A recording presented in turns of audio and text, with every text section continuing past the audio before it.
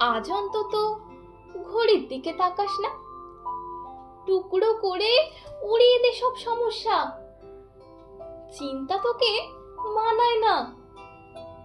তাকিয়ে দেখ, আকাশ লাল। আজ অন্তত ফিরিস না ভের মিত্রতে। ট্রাম চড়বো, ঘুরবে চাকা ঝমর ঝম, দুজনে খুব গন্ধ নেব রেড রোডের। আজ অন্তত চুল খুলে দে দিক বিদিক, ডাইনে বায়ে লোকগুলো সব মূর্ছা যাক।